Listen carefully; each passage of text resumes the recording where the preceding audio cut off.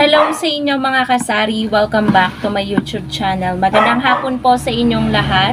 So for today's video, ako po ay magpa-price update, magpa-pricing. Mag-share po ako sa inyo ng presyo ko ng mga delata ko dito. Yan pong mga nasa likuran ko. So medyo tumatahol lang guys ang aming alaga na si Basha, nasa loob ng bahay. Pabayaan na po natin siyang tumahol ng tumahol kasi gusto niyang lumabas. I-share ko po sa inyo mga kasari kung ilang percent po ba yung tinutubo ko sa ngayon sa mga delata na paninda ko dito sa tindahan. Unahin na po natin is itong ating 555 sardines na green. Ito po mga kasari, ayan, meron po siyang price tag na 28 pesos. Ang puhunan po niya ay 24.70. Bali, 3.3 po mga kasari ang tubo at ang percentage na patong po namin dito ay 13%. Dito sa 555 sardines na green. Next is yung ating Ligo sardines na pula. Ito guys, 28 pesos at meron din po siyang price tag. Mas pricey po itong Ligo sardines natin na red dahil yung puhunan po niya ay 25.10. 28 ang bentahan, meron lamang po tayong wala pang 3 pesos, 2.9 na tubo. So meron po tayo ditong 11% na patong. Ligo sardines na pula. Next is yung ating San Marino Easy Open na 85 grams. Meron din ako nitong pula. Ito siya, yung pula natin. 32 pesos guys ang bentahan ko dito. Bali guys, yung tubo ko dito, yung patong ko ay wala pang 3 pesos. Bali yung pinakatubo dito ay 2.75 lamang po mga kasari. Kaya meron po ako ditong patong or percent na 9.10% lamang po na patong. Next naman po is yung ating pong CDO Carne Norte na 100 grams. Ito guys, ang order ko is Lucky 7 Carne Norte pero ito yung dinala. Medyo pricey siya kaysa doon. Ang puhunan nito ay 20. So 23 ko siya ititinda. So meron po ako ditong tubo na 3 pesos at ang percent po ay 15% ang patong po natin dito sa maliit na Carne Norte. So, wait lang guys. Ako ay magbabalik. Meron lang bibili. Okay po mga kasari. Let's continue. Ang next naman po is yung ating pong mega sardines. Syempre guys, ang meron tayo ditong sardinas mega 555 at Ligo. So, ito mega 27 pesos. Bali, ito yung pinakamura na sardinas dito. Bali ito guys, 28. Nakita ko medyo mura yung puhunan, 24. So, plus 3, 27. Kasi dati ito medyo mahal ang bili ko. Lagpas siya ng 24, ganyan. Kaya, 28. Pero ngayon, nung nag-rollback siya, nag-rollback din tayo dito sa tindahan. So, ganun tayo guys mag-pricing sa ating sari-sari store. So, plus 3 tayo dito. Kaya, meron po tayong patong dito na 12 to 13%. 3 pesos ang tubo. Next naman po is ito pong ating San Marino. Same price lang po itong hindi maanghang tsaka maanghang. Bali yung puhunan po nito ay 38.45. 42 ang bentahan. Ayan po makikita nyo sa price tag. Yung tubo po ay 3.55. Ang patong po dito ay nasa 9 to 10% lang po. So, mostly, lahat ng aking mga delata ay naglalaro lamang sa 10 to 15%. Yung iba, mas mababa pa po sa 10%. Ayan, yung ating mga delata. So, tapos na tayo dito sa San Marino. Argentina meatloaf naman po na maliit.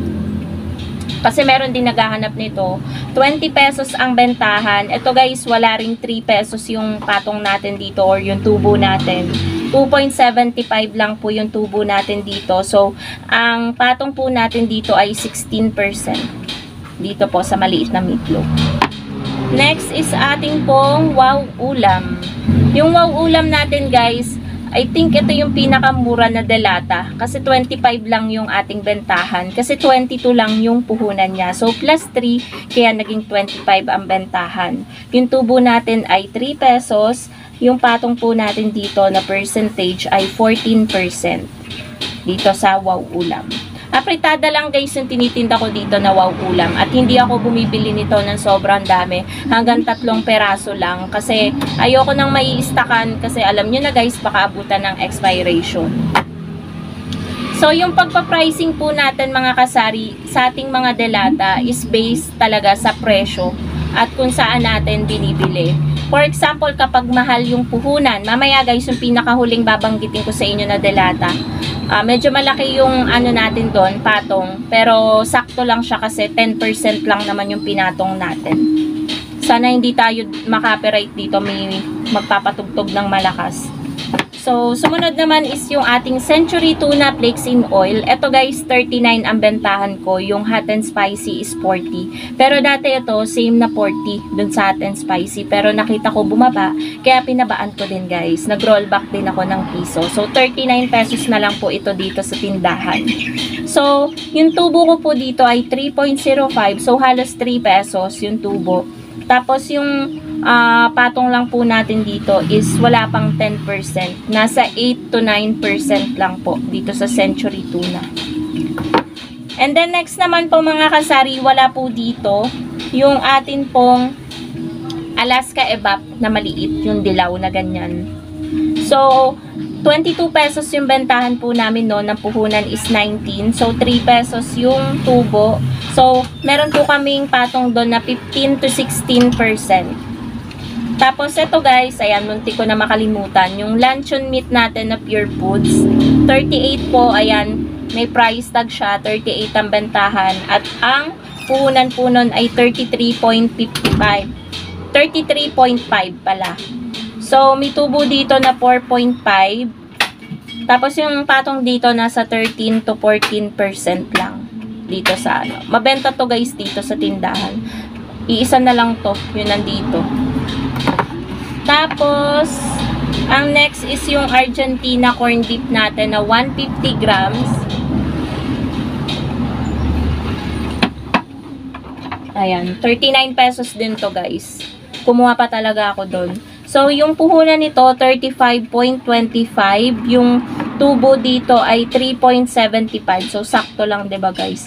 Ang pinakapatong namin dito na percent ay 10%. Ito lang talaga guys yung sumakto na 10% dito sa Argentina corn beef. Next is yung ating Bicol Express.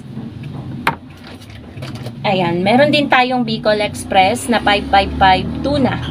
Ayan. Mabenta din to guys dito. Spicy Bicol Express. Ito guys. 32. Ayan, kita nyo naman sa price tag.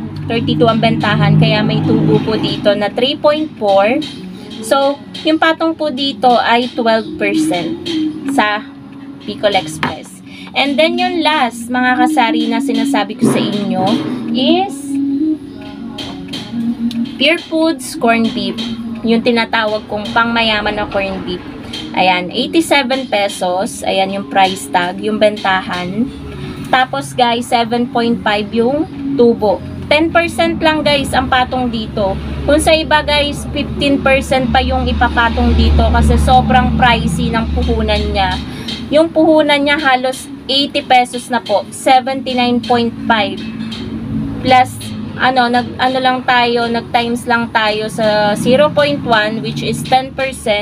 At yun yung kinalabasan, 87. May point pa nga siya, so sinakto ko na lang na 87. So, eto guys, yan po yung presyuhan ko ng mga delata dito sa tindahan. Hindi ko na po isinama yung ibang delata. Ito po yung mga pangunahing mabenta na delata dito sa aking tindahan. Hindi ko na po nilahat. So, ayun po mga kasari, disclaimer lang po, hindi po tayo pare-parehas ng pagpa-pricing sa ating mga delata at sa porsyento na ating ipinapatong. Based po yan sa puhunan at sa ating pinamimilihan. So, yun lamang po mga kasari. Sana nag-enjoy po kayo dito sa aking vlog. Bye!